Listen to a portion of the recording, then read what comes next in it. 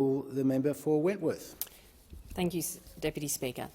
I rise in support of this motion, and in doing so I'd like to start by acknowledging the traditional owners of the land on which we stand and pay my respect to elders past, present and emerging. Deputy Speaker, Aboriginal and Torres Strait Islander tribes were the first sovereign nations of the Australian continent and its adjacent lands. Theirs is an ancestral relationship with the land, with the soil and with Mother Nature. They have possessed the land for 60 millennia, and their sovereignty has never been ceded. But despite this deep and enduring relationship, despite this being the culture in the world with the longest continuous civilization, their treatment in so many instances has been shameful. They are the most incarcerated people on our planet. Their children have been alienated from their families at unprecedented rates, and their youth languish in detention in obscene numbers. This is the result of structural failure, and it must be addressed by structural change. The Uluru Statement from the Heart sets out what needs to be done. It was delivered not to the government, but as an invitation to the Australian people, asking them to walk together with First Nations people towards a better future. It is one of the most beautiful and generous pieces of writing in Australia's history. As the Uluru Statement says, by accepting this invitation, we have a historic opportunity to enable this ancient sovereignty to shine through as a fuller expression of Australia's nationhood. And that is why I applaud the government's commitment to implementing the Uluru Statement in full and for their commitment to enshrining a First Nations voice in our Constitution. The voice has been developed by Aboriginal and Torres Strait Islander people, and it is the way forward supported by the overwhelming majority of them.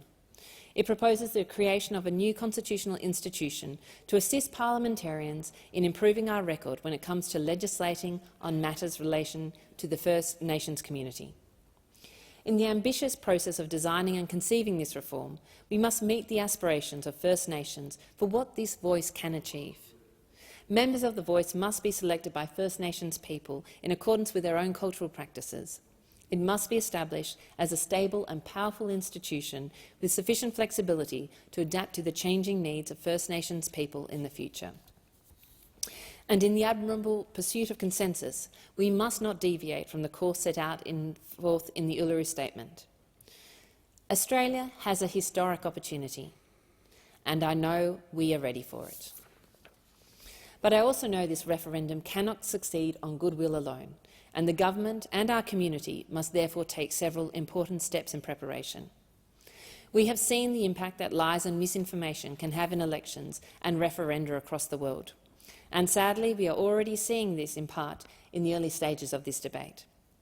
The Australian people must have access to objective and fair and reputable information on which to base their vote, and we cannot allow misinformation by regressive forces across the country to derail a historic structural reform.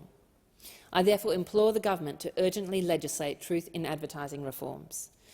My colleague, the member for Warringah, has put forward a widely supported bill on this topic, and if the government is serious about enshrining a voice to Parliament in the Constitution, they should support it. But stopping lies and misinformation will not be enough. I therefore also encourage the government to think seriously about the role that the public sector, alongside community organisations, can play in ensuring people can make an informed decision. That means carefully considering the content design of the referendum pamphlet, which can have a powerful effect on shaping someone's choice at the ballot box. And it also means looking at alternative ways to provide trustworthy information to voters in the run-up to the referendum, for example through the use of citizens' town halls. But the government is not alone in its responsibilities. This is also the responsibility of every Australian, of every member of our community to stand up, to work together, to inform, to debate and ultimately to seize this historic opportunity. I am so proud that already in Wentworth, my electorate, we have community members who are passionate about supporting the voice. They are already organising to support this voice across the electorate of Wentworth and no doubt across the country. We have been presented with a historic opportunity for change, and my community are ready to make this ambition a reality. On election night back in May, one of the biggest cheers of the evening came when the Prime Minister announced his commitment to implementing the Uluru Statement in full. This is a priority for my community. This is a priority for me. Wentworth is ready to walk alongside the First Nations people of Australia on the path for a better future. Thank you. The member for